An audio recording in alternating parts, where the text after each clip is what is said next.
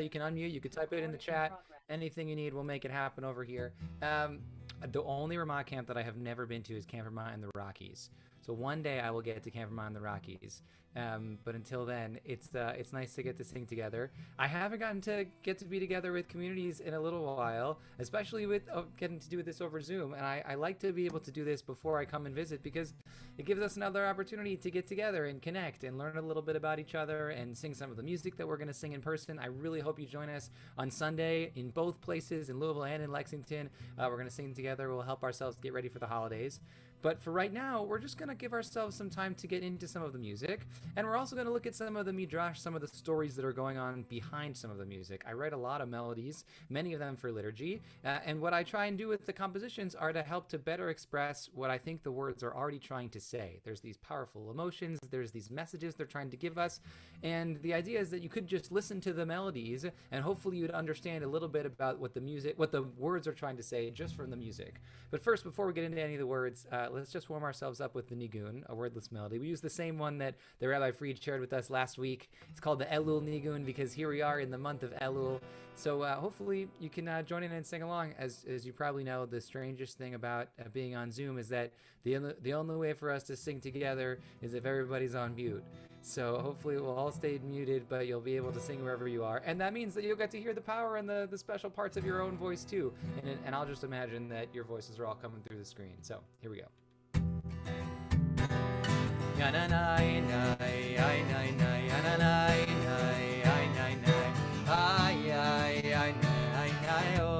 That's the whole first part.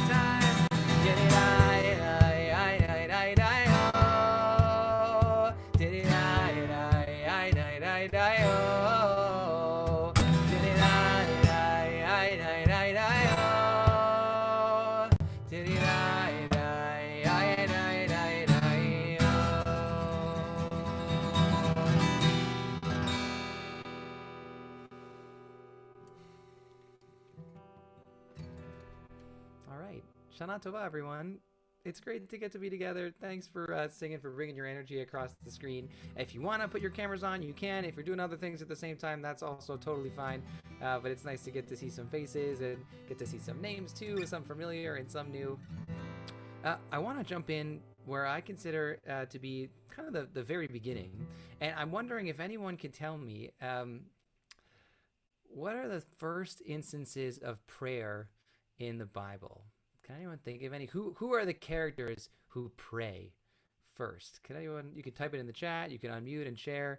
Who can you think of that that does an example of prayer in the beginning of our biblical stories?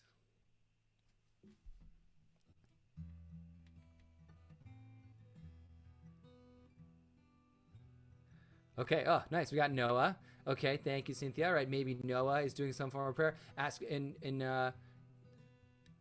Hannah. Awesome. Beautiful. Anybody else think of any? These are awesome examples. Isaac. Oh, nice. Okay. Isaac goes out lasuach basadet to go have a conversation in the field. That conversation we really consider to be prayer. Okay. We're going to come back to that one too. Great. Yaakov. Awesome. Okay. Right. For Rabbi, he goes out to pray for his wife, for Rebecca. That's right. Moses praying for Miriam. Beautiful. Okay, these are all really, really great. I hadn't thought of the Noah example. In some ways, Noah is talking to God. In some ways, maybe God is talking to Noah. I don't know how much Noah is responding, although his actions could be a form of prayer too. Hagar, wow. Yes, that's where I was going, actually. I was going towards Hagar. The two first examples, I think, of prayer in the Bible are Hagar and another character named Eliezer. Hagar and Eliezer. And I just wanted to take a look at this very first prayer, this prayer of Eliezer. It comes after Hagar. Hagar is this first one, the first one who calls out. She realizes she's in the desert. She has to leave her son. She thinks he's going to die. She leaves him by a bush, and she goes a little bit further away just to see what's going to happen. And she starts to cry, and her son Yishmael starts to cry out too. And an angel comes out and says, oh my goodness, why are you crying? What's going on? Right? Her prayer is answered. Yishmael is the name of her son, right? Because her prayer is answered. It's heard. And then we have this example of Eliezer, who is Abraham's servant. And I want to take a look at what his prayer is saying and how exactly he formulates that prayer to think about what kinds of prayers we want to offer as we're entering these high holiday special days. So I'm going to share my screen right here. Also, Rabbi Fried posted the link to the source sheet in the chat if you want to follow along on your own. But here's this right here. Okay. So, can everybody see this here? Great. So, I got this up on the screen here. Here, we'll put it up here, up top. Okay, so can we have a reader who might want to read in the English for us the beginning of Eliezer's prayer here? You can unmute yourself or raise your hand if anybody knows how to do that, either virtually or you can physically raise your hand and see. Anybody want to read that out just for us? 12, 13, and 14, those verses? In a nice, strong, prayerful voice. I don't want to call out anyone.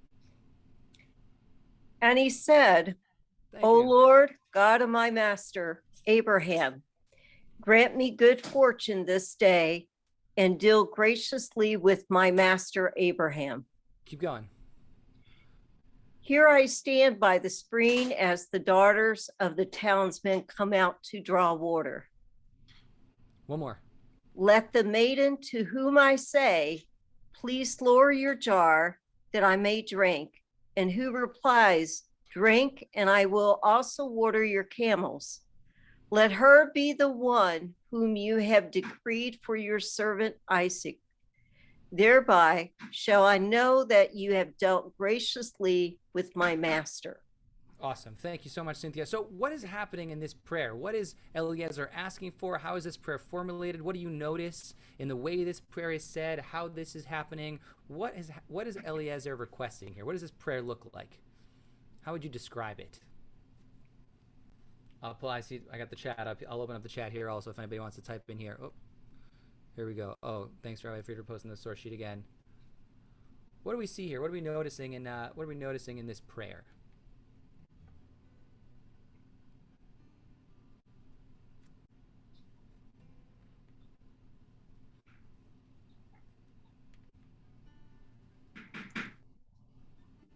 I'm happy to jump in. I apologize that I have my video off. No problem. But he's praying on behalf of someone else. Oh, great. Okay. So notice the first prayer that we see right here is Eliezer praying on behalf of Abraham. He says, this isn't a prayer for me. This is a prayer for somebody else. Powerful. Not just to pray for yourself, but to say, I'm going to pray for somebody else. And this prayer is in the form of a request. And he really lays out, he basically puts out into the universe, puts out to God exactly what he wants to happen. right? This is what I want to happen. It's not for me. It's not for me. It's for my master. But I want it to happen like this, and I'll know that it worked if this happens. I am praying for you to deal graciously. V'aseh chesed. Right? Do some chesed for my master. Chesed is kind of a hard word to translate because it means so many different things, but usually we talk about graciousness, loving kindness, right? Do something really, really nice for my master and try and figure out how to show me a sign of who the right person is going to be here. And then I'll know that this prayer works.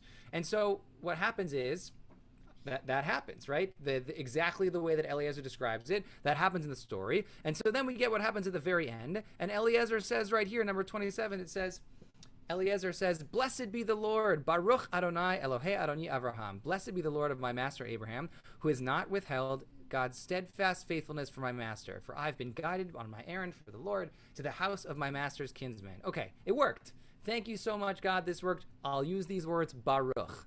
Baruch Adonai, the same words that we use to offer gratitude. And he says that this because the prayer worked. And how do we know that the prayer worked? Because this chesed happened, this loving kindness, right? This prayer that wasn't even for me, it was for somebody else. And I noticed that this something else happened, and I'm able to call out gratitude for that. It's really powerful to be able to see something good happening for somebody else and to say, this is a really good thing. I'm going to notice it, and I'm going to celebrate it. Now, that's one form of a prayer. Another prayer is trying to figure out who the person is that's calling out in the first place, right? Eliezer doesn't even reference himself, but he jumps out and wants this chesed to happen. So we're praying for this chesed a whole lot over the course of the high holidays. How can we be dealt graciously with? How can we be treated with loving kindness? And so the first prayer that I wanted to pull out for us are the beginning words that we say when we first enter a sanctuary. The words from the prayer, Matovu.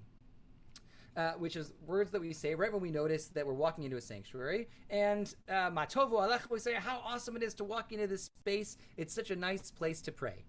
And the key here, I think, is these words at the very end of that prayer. Va'ani tfilati lecha Adonai et ratzon. And I am a prayer for you in my time of need. I am a prayer for you in this time of need. And I think it's really powerful to say, what does it mean for a person to be a prayer? Right? How can we be a prayer for ourselves? How can we be a prayer for the people around us? And how can we notice who the person is that's walking into that sanctuary? You'll notice when we sing this melody, we're going to say the word va'ani 2 times before we start singing the rest of the word. Va'ani tfilati, and I am a prayer. So you have to figure out who the I is who is entering into that sanctuary. Because the answer to that question is different every single day. The I that's entering the sanctuary this past Shabbat is not the same I who's going to be entering the sanctuary next Shabbat. You've lived a whole nother week. You have all these experiences. You're feeling different things. So before you can enter into a place of prayer, you have to figure out who is the I that's entering. So we're going to try and place ourselves in that moment. Imagine yourself as if you're about to walk into your sanctuary. Whether it's on a Friday night, whether it's on a Shabbat morning, whether it's on Rosh Hashanah, or for Kol Nidre, whenever you feel you want to be entering into that sanctuary space, think for a moment, who is the I that you want to be entering? Right? Who is the Josh that I want to be walking into that space? What do I want to feel? What do I want to be thinking about? What do I want to be focusing on? What do I want to leave behind in that moment? We'll sing this together, and whenever you feel ready to join in, any note that you sing's the right note, any word that you sing's the right word, and nobody else can hear anyway, so hopefully you'll join in and sing along with me together. It goes like this. Va'ani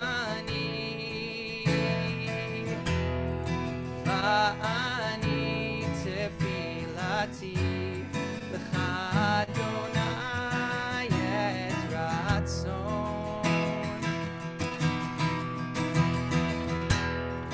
Va'ani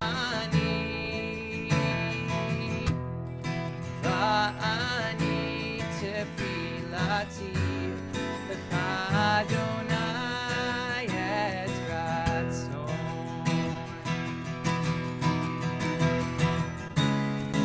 Elohim v'rov chasdecha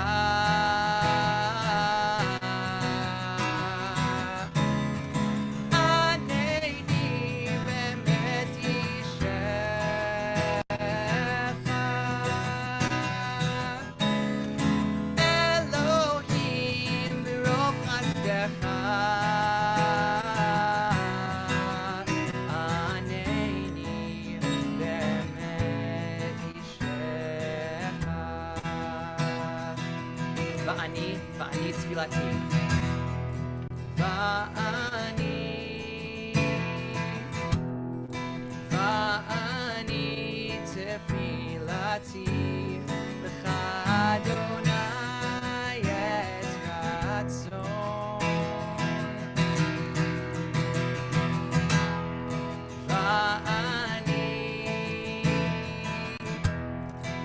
אני תפילתי לך אדוני את רצון.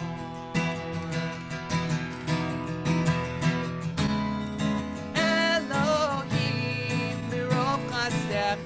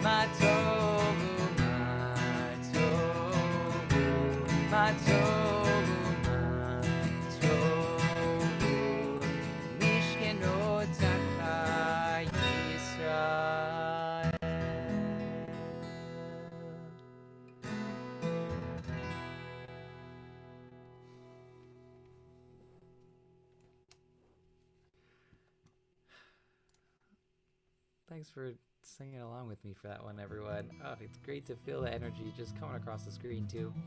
I'm wondering if anybody wants to just drop in the chat or unmute and share, what kind of emotions do you think that melody is trying to evoke? What does it bring up for you? Stories, memories, feelings? What is it helping you express?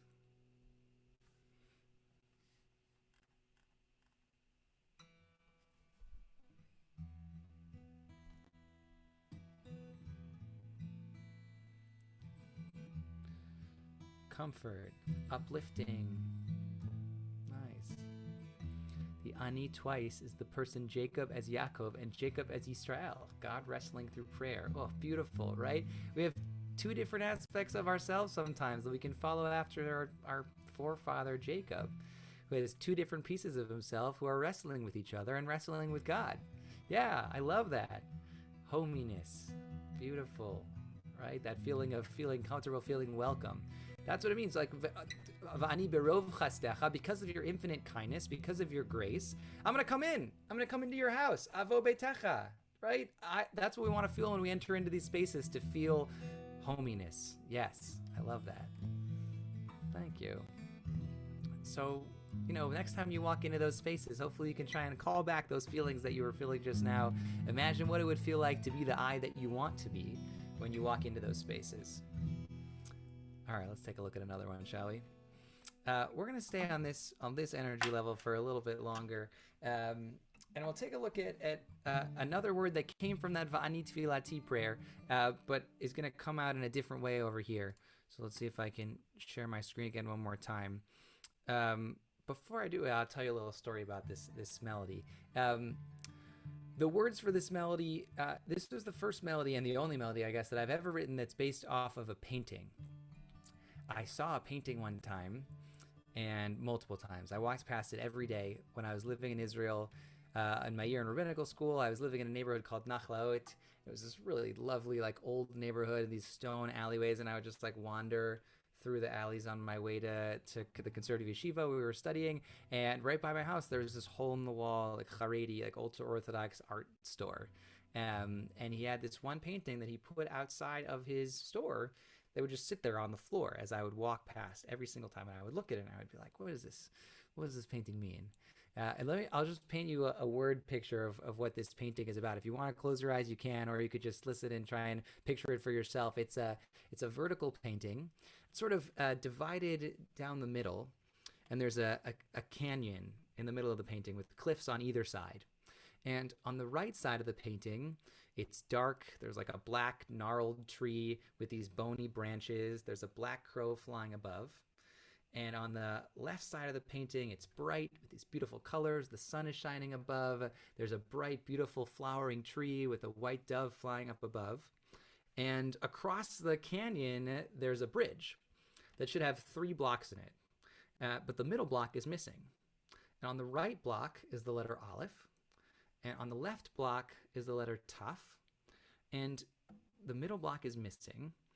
But on the dark side of the painting, there is an old man wrapped in a talit carrying a block with the letter Mem on it. And I walk past this painting every day. And I said, what could it possibly mean? Right? What is it trying to say? And one day I got up the courage and I walked into the art store and I asked the artist, I said, what is this painting all about? And he said, oh, this painting is about Olam Haba. It's about the next world. It's about what it's like, this light that's shining in the next world, Olam Haba. And I looked at him and I was like, no, like that's not what the painting's about. It's about Olam Hazeh. It's about this world. It's about the fact that the only way that we can bring light into this world is if it's human beings who are carrying truth, who are carrying emet, right? It's up to us to be the ones who are going to lift up emet and bring it to justice, carry out truth, bring it to light. And so I found these beautiful midrashim about this word emet that I just wanted to share with you, and then we're going to try and sing out this word emet. But really, these stories just influenced the way that I experience these words. So I'm going to pull them up right here. Okay, and I'll spotlight myself over here so we can see me too. I don't want to call anybody else into the spotlight. If anybody wants to volunteer to read, you could just type it in the chat or unmute yourself. But here's where I want to share. Look, this is the first one. We're going all the way back to the beginning of Breshit, okay? This first chapter where all these things are being created. And so one of the first things that's created, Vayomer Elohim Tadshe haaretz deshe. God says, let there be grass, let there be vegetation sprouting all over the earth. Third day, right? And so this is what the Baal HaLevushim, who's lived in the 1500s in Prague, this is what he says. He says, deshe, that word for grass, notrikon, it's actually an acronym for din, justice, shalom, peace, and emet, truth. Shlosha hadvarim halalu hem marvana aretz. These 3 things are the roots of the earth, the foundations of human existence, and the conditions by which humanity can exist. Without them, there is war amongst humanity and desolation. Right? This grass that's sprouting here on the 3rd day of creation, it's not just vegetation, it's peace, it's justice, and it's truth. And there's something very important about these 3 things, is that these 3 things all have to be worked upon. They don't just live on their own, right? Justice has to be decided. You have to have courts. You have to have judges. Peace, you have to work at, right? Otherwise, there's going to be war. You have to have government. You have to have people that can take care of. And emet, you have to have people who understand what truth really is, or else lies will become rampant, right? As we've seen, right? We know this. So what happens is we have to be the ones who are watering this, right? This isn't just something that just lives on its own. Emet, this desha, this grass, is something that needs more. And so there's something else that happened with this emet. I wanted to share this one other midrash, and then we'll get into the singing some more. This comes from Breshit Rabbah, which is a whole bunch of midrashim stories about the creation stories. And it talks about all these different angels who are hanging out in the very beginning with God. And when God began to create the world, these angels are arguing with each other. The angel of Chesed, which we were just singing about, loving kindness, said, Holy One, you should create humankind. They're going to be filled with Chesed. They're going to be filled with loving kindness. And the angel of truth said, Holy One, do not create humankind, for they are filled with lies. The angel of righteousness said, create them, for they will establish justice. The angel of peace said, do not create them, for they'll be in constant strife. So what did God do?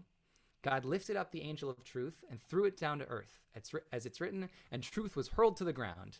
The angels immediately began shouting, Holy One, why have you so chastised the chief of your court? Let truth arise again from the earth. As it is written, truth springs up from the earth. Emet me'eretz titzmach.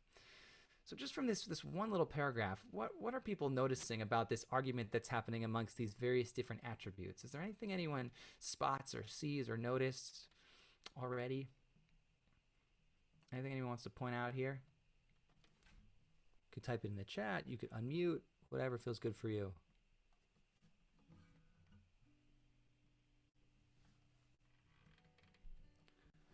If we're going to sort of put a tally of who's on each side, let me paint our teams for us. Okay, so team humankind should be created is chesed and righteousness, right? Loving kindness and righteousness. Team humankind should not be created. Truth and peace.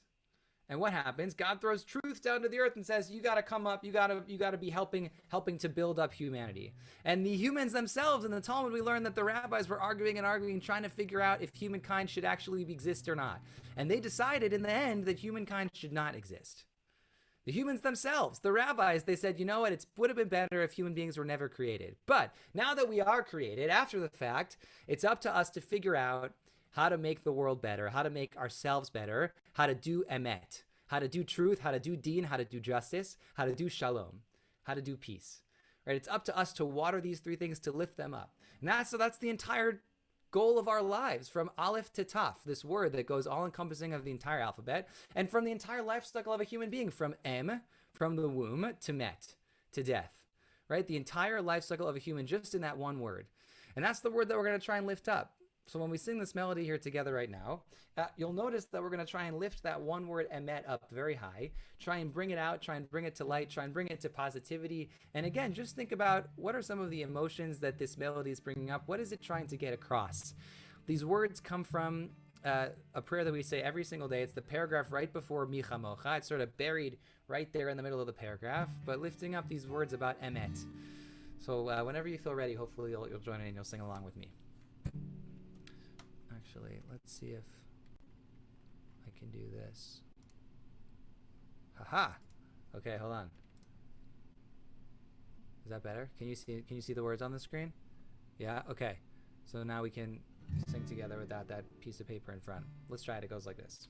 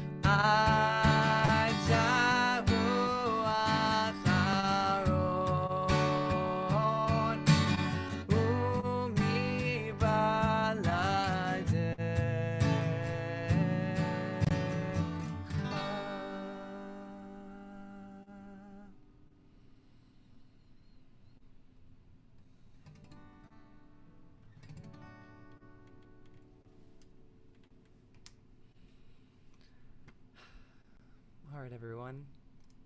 What do you think? What kind of emotions is this melody trying to bring up? What is it bringing up for you? Stories, connections, feelings? Type it in the chat. Unmute.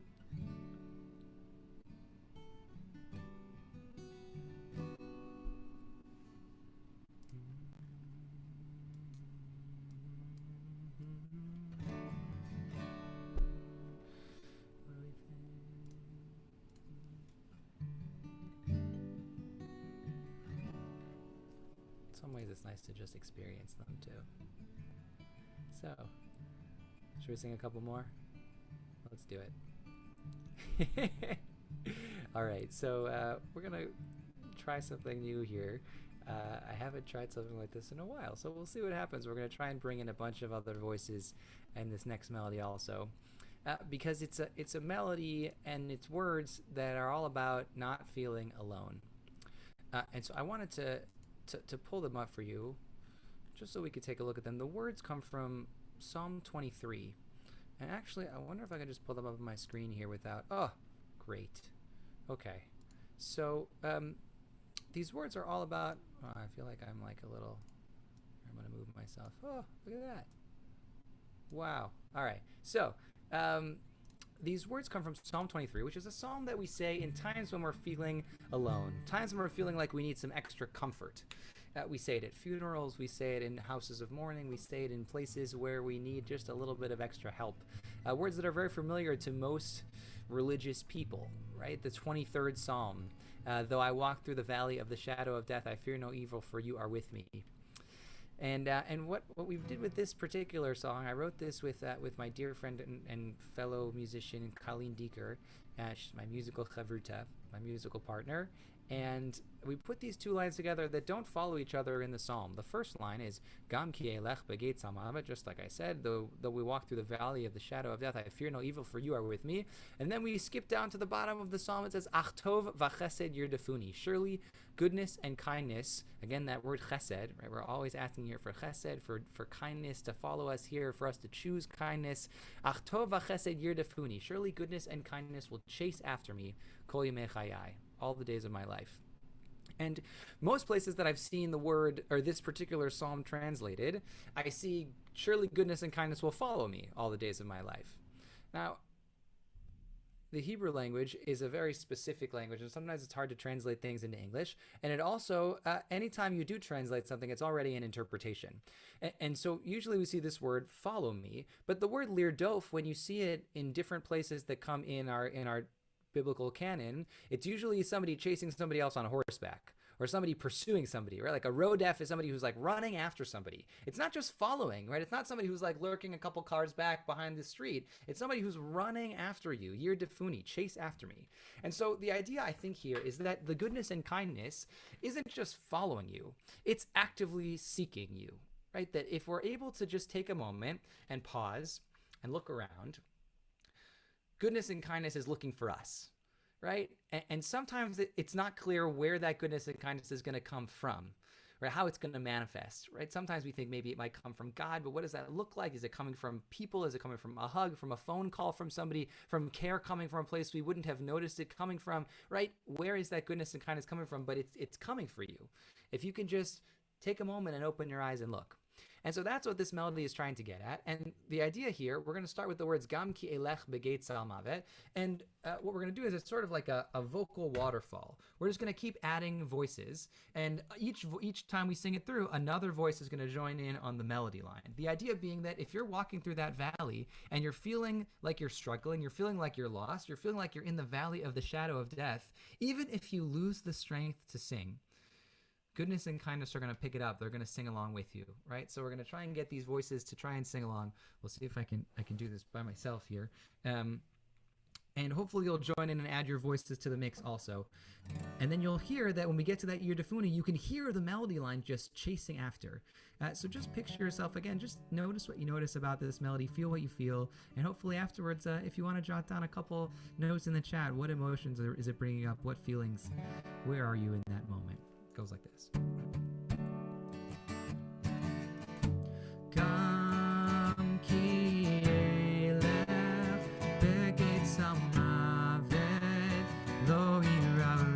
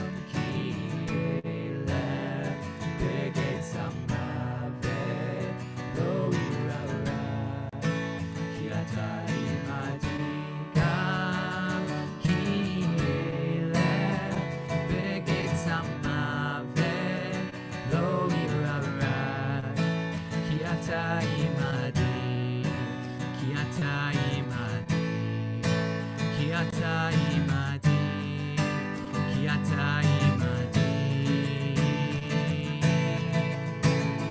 אך טוב, טוב וחסד, אך טוב, טוב וחסד, אך טוב, טוב וחסד ירדפוני, ירדפוני, ירדפוני.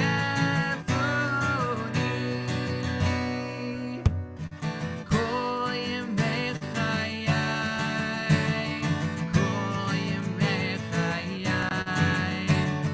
כל ימי חיי, כל ימי חיי, כל ימי חיי, כל ימי חיי, כל ימי חיי, כל ימי חיי, כל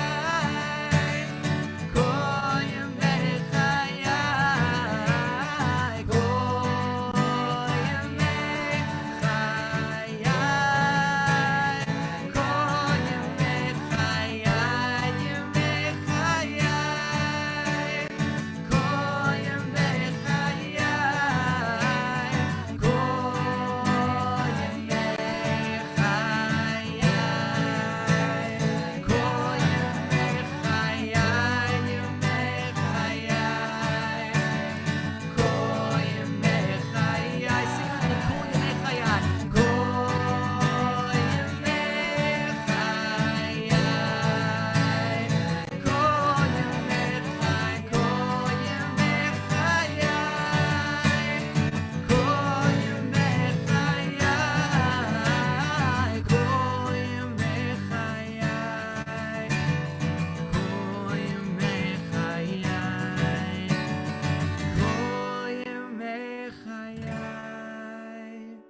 כל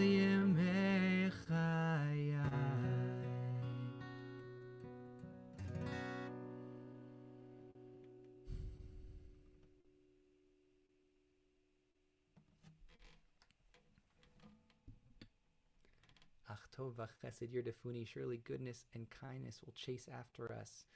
If anybody wants to share, what are you feeling? What emotions do you feel like that melody, these words are trying to evoke? What feelings, what does it bring up for you?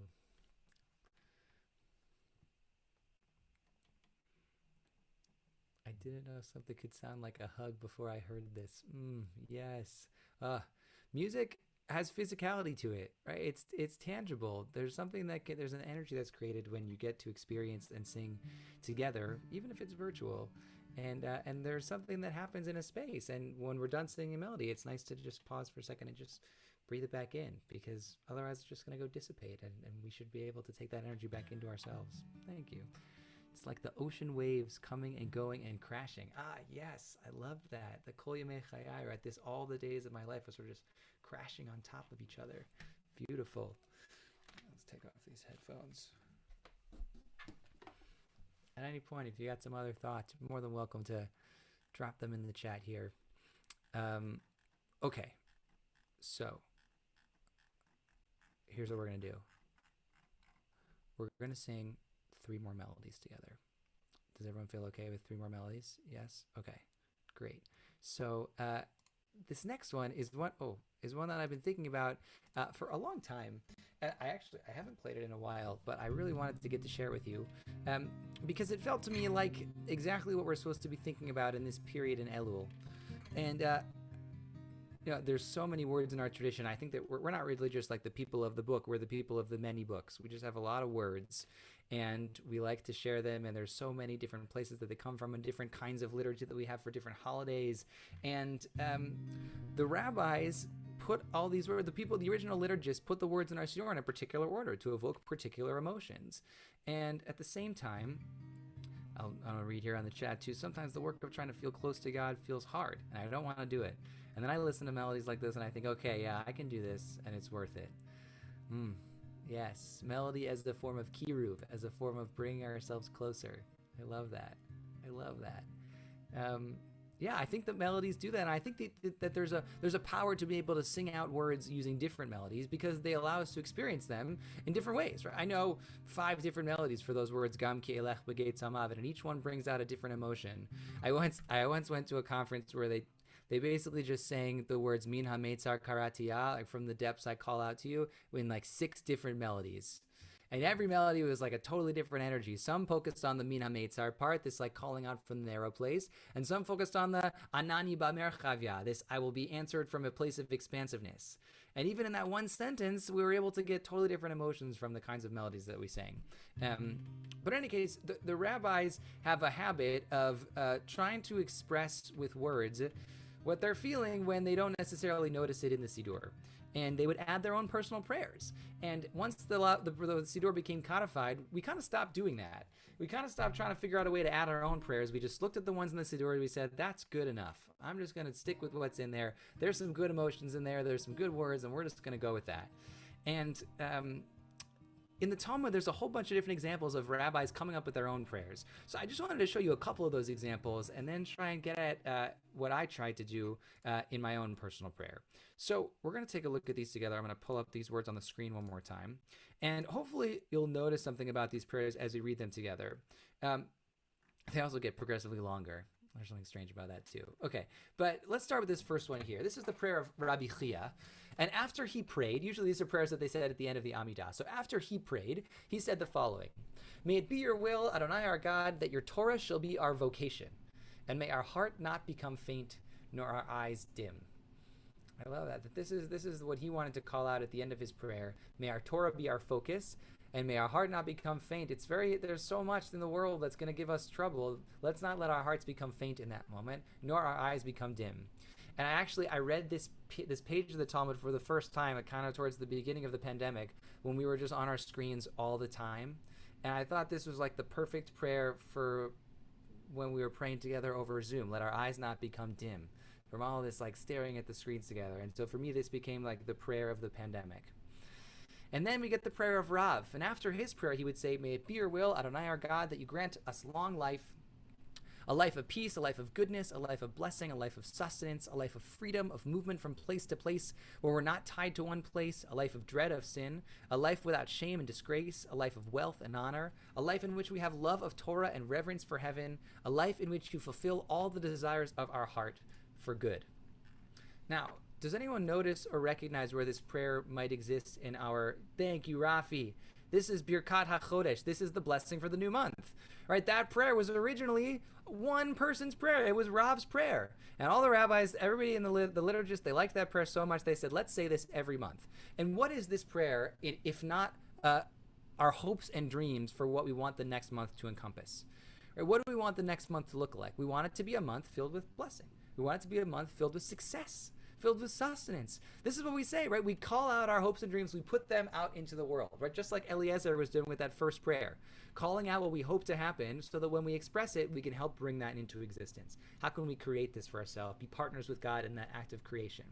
Okay, so we do this prayer now every month. It's Birkat HaChodesh. And then this is one of my favorite prayers of the High Holiday Liturgy. It's the prayer of Rav Hamnuna Zuti. And this is what he'd say and what Rava would say. Elohai, Ad shelo notzarti eini kedai. God, before I was created, I was worthless, and now that I've been created, it's as if I had not been created. I am no more significant. I am dust in life, all the more so in death. I am before you as a vessel filled with shame and humiliation.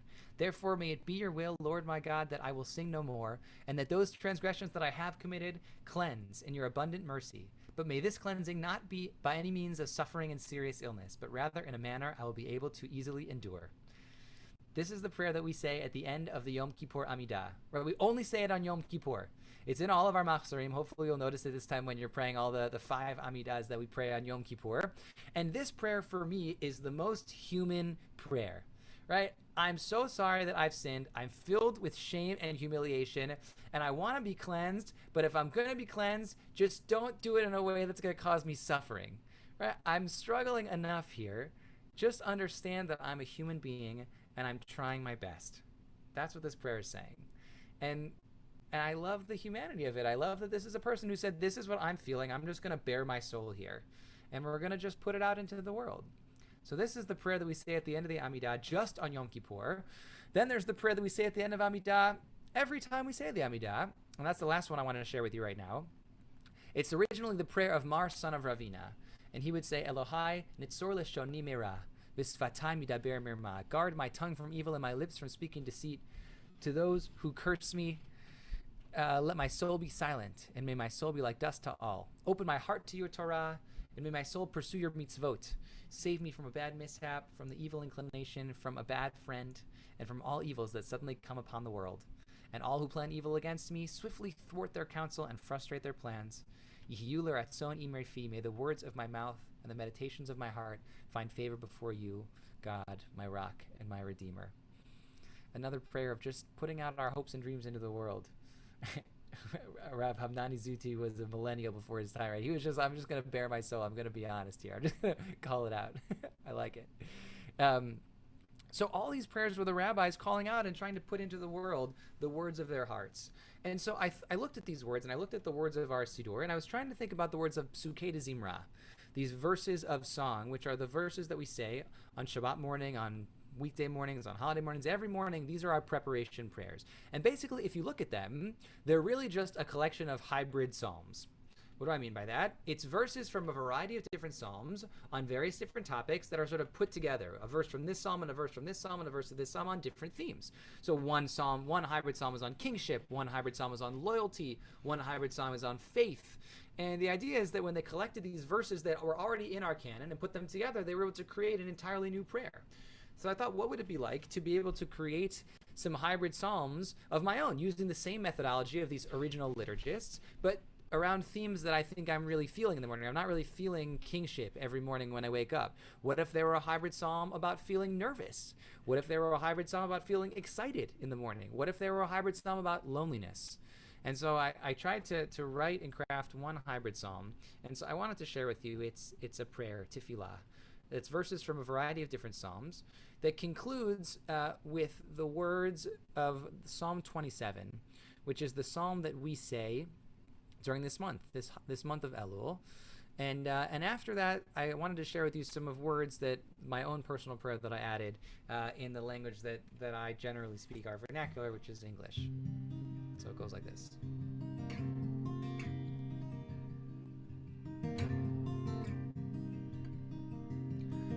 Adonai,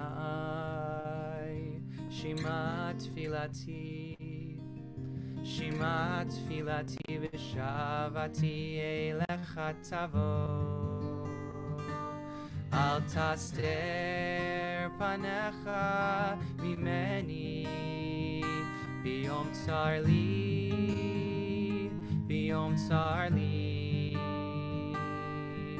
hatei elai oznecha, biyom ekra, maher aneini, al tirchak mimeni, ki tzara krova, ki ein ozer, ki ein ozer, achad shalti meit Adonai, otav akeh.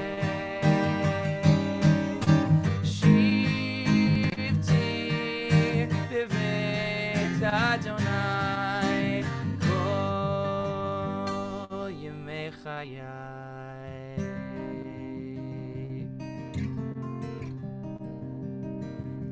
Havaya, hear my prayer from the dark. I cry out to you. I'm lost and weary, soaked from tears. I cannot see.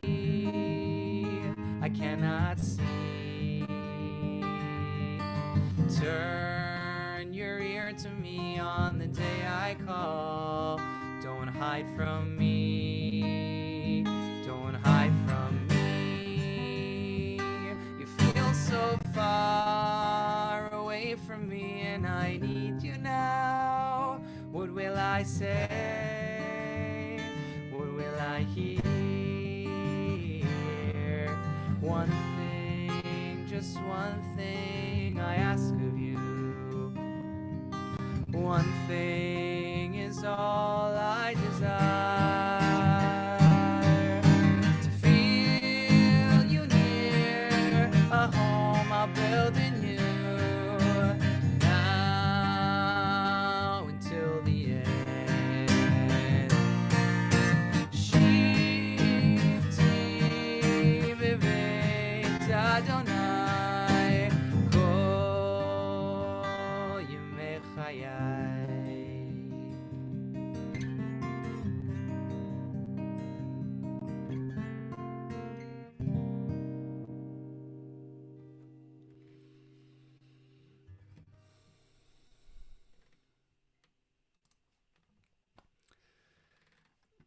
So I think what the rabbis are trying to do here, and all those examples, is in some ways just give us license to craft the words that are going to be meaningful to us in our own hearts.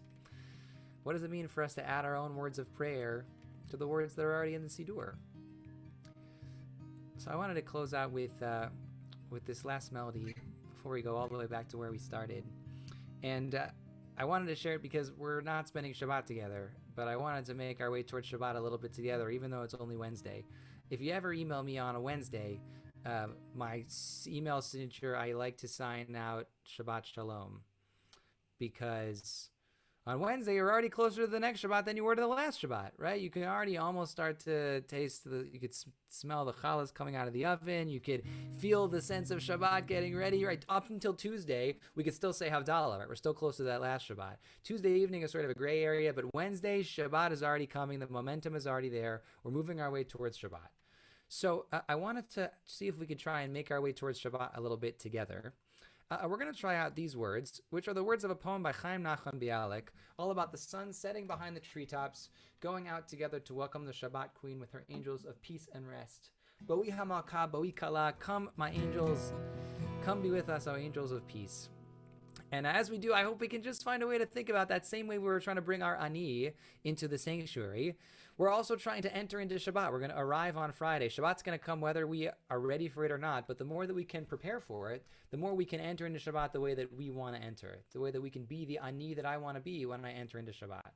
So what do you want to feel like? What do you want Shabbat to be for you? What do you want to be this Shabbat? So we'll try and sing it together. It goes like this.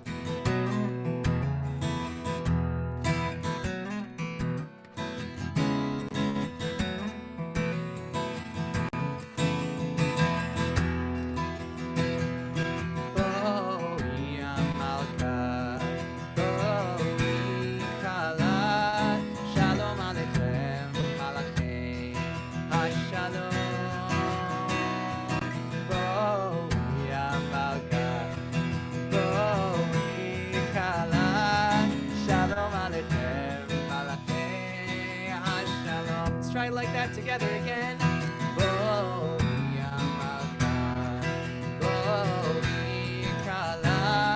Shalom Aleichem, Malachei HaShalom.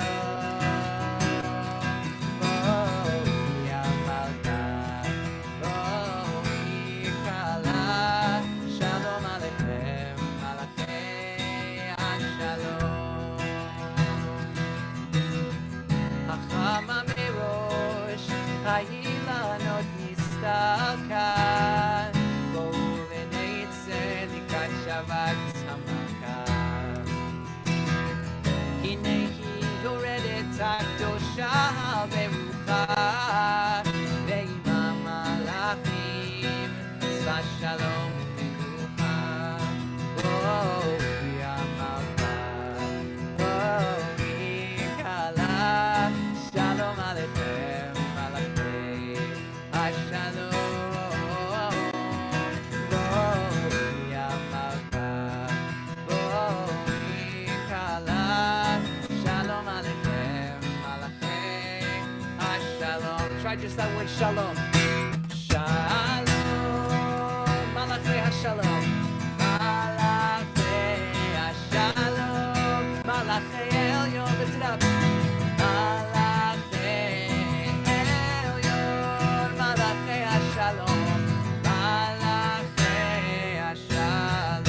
Let's try it together with the words of Lecha Dodi.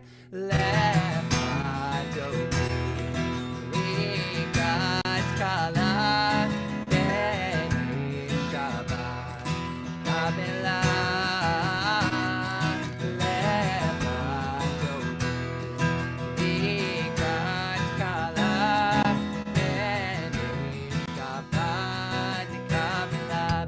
Shalom, Ateret Ba'ala.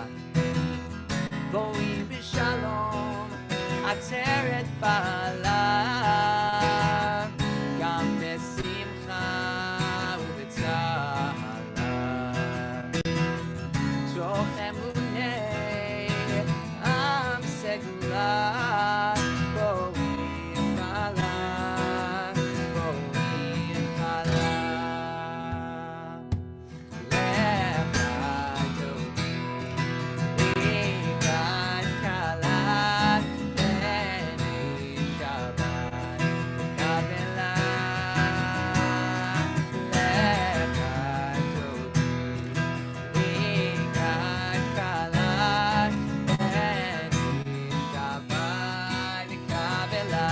dodi, lecha dodi, likrat kala, beni Shabbat, kabela, lecha dodi, likrat kala, beni Shabbat, nekavela.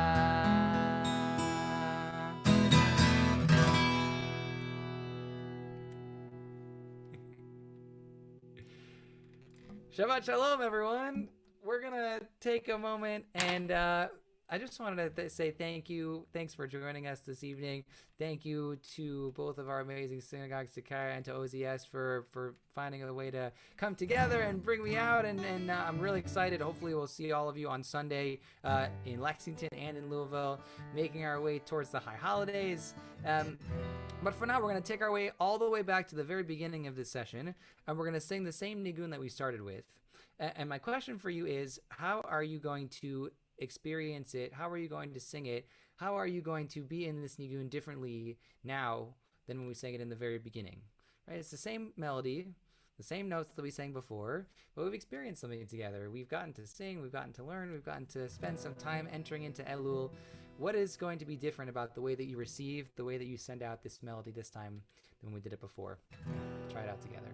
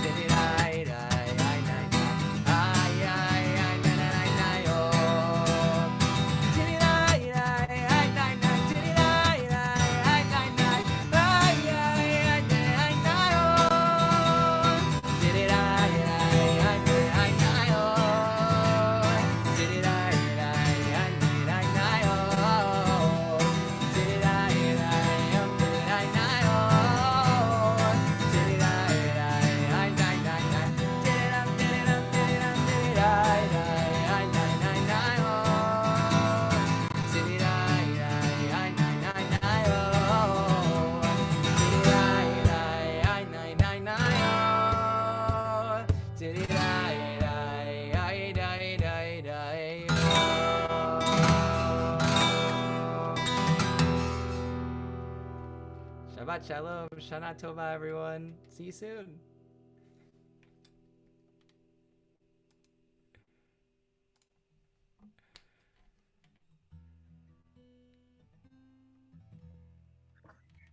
Shabbat Shalom, everyone. Chag Sameach, Shana Tova. Thank you, Josh, so much for leading us in beautiful song, teaching us some of your melodies and bringing us your Torah. We cannot wait to be with you on Sunday to sing and just bring ourselves even closer to the high holidays, which are fast approaching. And it's, again, just to echo Rabbi Fried, so wonderful to be together, for our communities to be together over Zoom. Looking forward to many more opportunities to sing and learn together. And thank you, Josh, so much. And thank you, everyone, so much for joining us. Laila Tov, thank you. Laila Tov, see you soon.